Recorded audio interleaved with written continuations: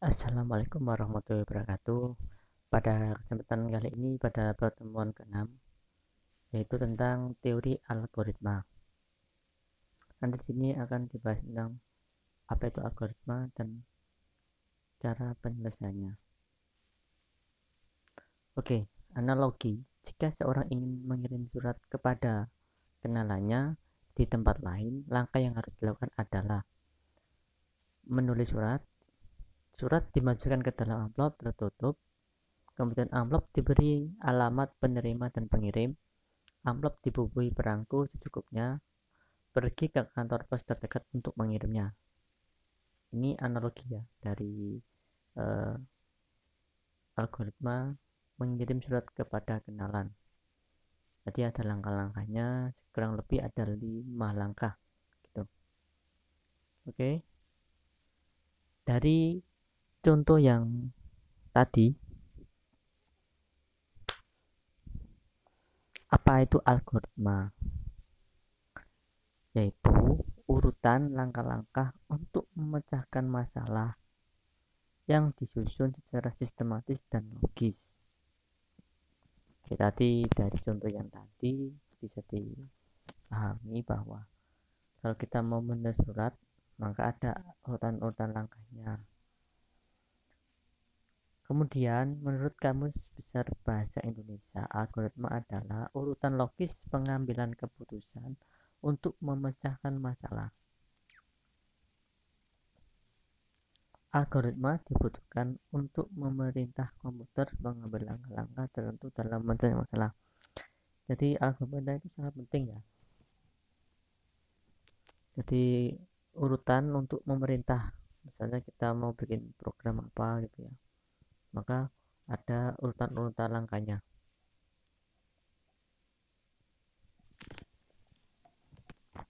Oke, next. Oke, apa itu program atau pemrograman? Definisinya yaitu kumpulan instruksi-instruksi tersendiri yang biasanya disebut dengan source code yang dibuat oleh programmer atau pembuat program. Artinya adalah kumpulan instruksi atau langkah-langkah gitu, seperti itu. Program sama dengan realisasi dari algoritma. Program sama dengan algoritma plus bahasa. Jadi sebelum ke instruksi atau source code biasanya dijabarkan dulu di algoritma, kemudian diterjemahkan ke dalam bahasa pemrograman. Next. Mengapa sih kok algoritma? Pembuatan atau penulisan algoritma tidak tergantung pada bahasa pemrograman manapun. Jadi algoritma itu nggak terikat sama bahasa ya. Jadi kalau kita mau bahasa apa bisa saja. Nanti tinggal mengubahnya, dikonvert menjadi bahasa gitu.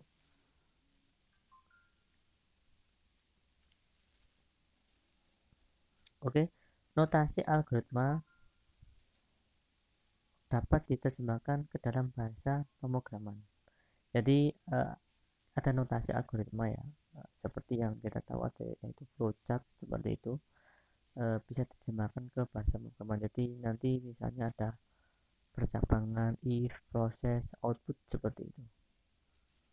Apapun bahasa pemrogramannya, output yang akan dikeluarkan sama karena algoritma sama. Jadi bahasa pemrogramannya misalnya pakai bahasa Inggris atau bahasa apa Indonesia, nanti tetap sama nanti karena intinya sama gitu.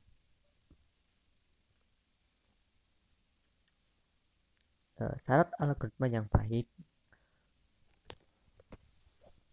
ada 3. Yang pertama, tingkat kepercayaan tinggi atau reliability.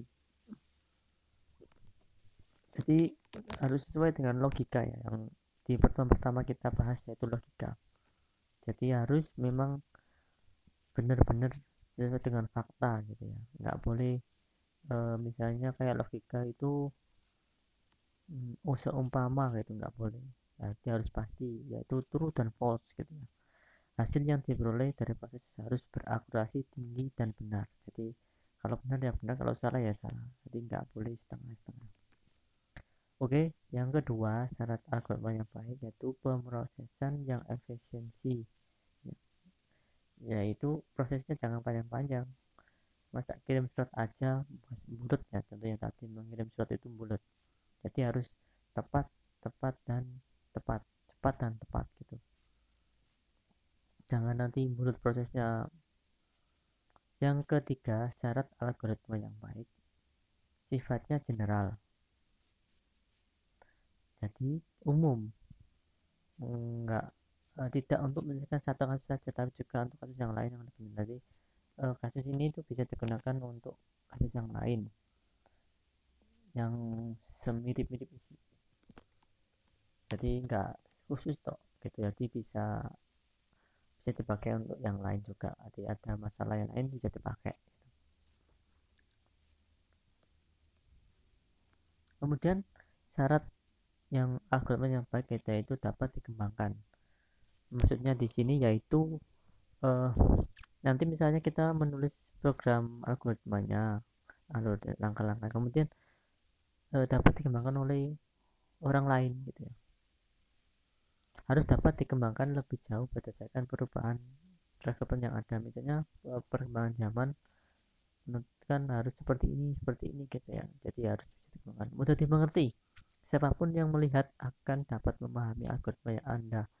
Sulitnya saat suatu program dimengerti akan membuat sulit di maintenance kelola, jadi nanti eh, harus ada kayak skema urutan-urutan proses agar mudah dimengerti, misalnya untuk maintenance besok itu.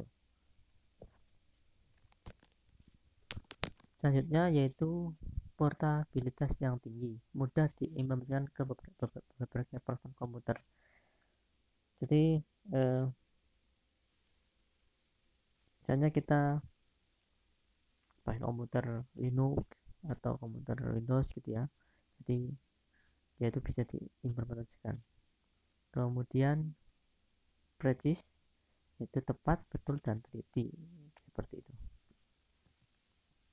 Kemudian algoritma yang baik yaitu efektif, tidak boleh ada instruksi yang tidak dikerjakan oleh pemroses yang akan menjalankan, jadi jangan sampai nanti sia-sia pemrosesannya ya, atau mungkin eh, tidak efektif, nanti malah menjadi boros gitu ya. Kemudian harus terminate jalannya, algoritma harus ada kriteria untuk berhenti, jadi ada batasan-batasan tertentu, misalnya untuk menyelesaikan masalah, jadi ada start ada end. Kemudian output yang dihasilkan tepat, jadi outputnya harus sesuai dengan tadi harapan di awal tadi. Next, langkah-langkah membuat program. Yang pertama, mendefinisikan masalah.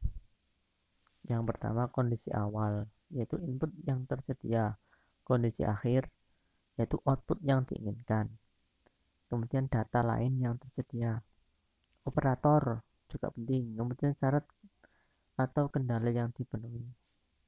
Jadi ini yang pertama itu mendefinisikan masalah, masalah input, masalah output, data, operator, kemudian syarat untuk kendala yang lainnya, kendala-kendala. Kemudian membuat algoritma dan struktur cara penyelesaiannya. Jika masalah kompleks, bagilah ke dalam modul-modul yang sederhana. Jadi kalau masalahnya banyak ya terbagi-bagi. Masalah satu dulu, kemudian nanti sampai masalah per berapa. Misalnya ada 10 masalah, kita pecah menjadi berapa masalah, seperti itu. Menulis program. Pilih bahasa yang mudah dipelajari, mudah digunakan, dan lebih baik lagi jika sudah dikuasai. Jadi kalau misalnya algoritma sudah jadi, maka diimplementasikan menulis kodenya. Mungkin yang bisa bahasa mobile, yang bisa web, yang bisa desktop gitu ya. Jadi kalau bisa yang mudah dikuasai gitu, yang sudah dikuasai maksudnya.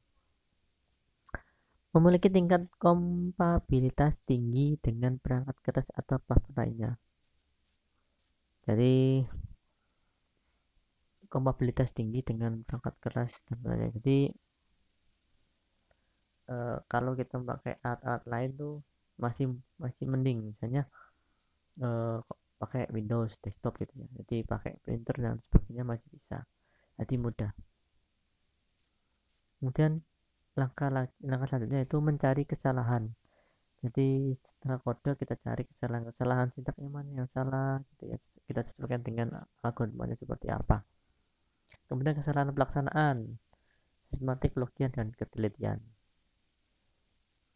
Kemudian uji, setelah itu uji verifikasi program, kemudian dokumentasi dan pemeliharaan. Jadi setelah tadi kita membuat algoritma, mencari masalah, kita menulis kode, kita cek, kemudian kita uji, kita verifikasi, kemudian kita dokumentasi program, kemudian kita kelola. Jadi ada beberapa urutan dari penulisan program. Oke, ini sebelum ke penulisan program yang pertama yaitu struktur penulisan algoritma dulu.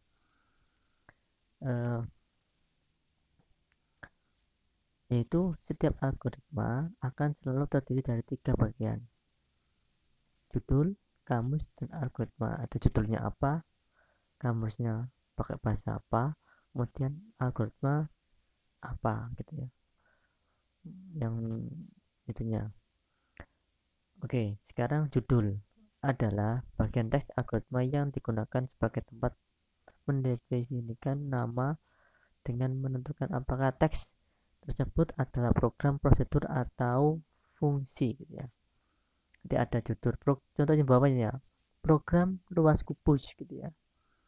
Menghitung luas kubus untuk ukuran sisi dan yang dibaca dari piranti masukan lalu mencetak hasil piranti keluaran, seperti itu. Untuk kamus atau deklarasi, kamus adalah bagian teks algoritma sebagai tempat untuk mendefinisikan. Ada tipe konstantan, variabel, fungsi, prosedur. Kamus seperti ini ada tipe integer, konstan yang bertanda bawah seperti itu. Kemudian algoritmanya seperti ini. Input C, D, if C kurang dari D, then A plus B, C, else seperti itu. Oke, penyajian algoritma. Di sini ada 3, yaitu bahasa Indonesia, pseudocode, dan flowchart. Bahasa Indonesia, simbol menggunakan simbol sintak tidak tergantung pada suatu bahasa, non-notasi digunakan seluruh bahasa manapun. Contoh, menghitung rata-rata 3 buah data, algoritma struktur dengan struktur bahasa Indonesia. Baca bilangan ABC, jumlahkan ketiga bilangan tersebut, bagi jumlah tersebut, tuliskan hasil, seperti itu. Ini rata-rata 3 buah data. Yaitu yang selanjutnya algoritma pseudocode berarti menggunakan kode mirip algoritma.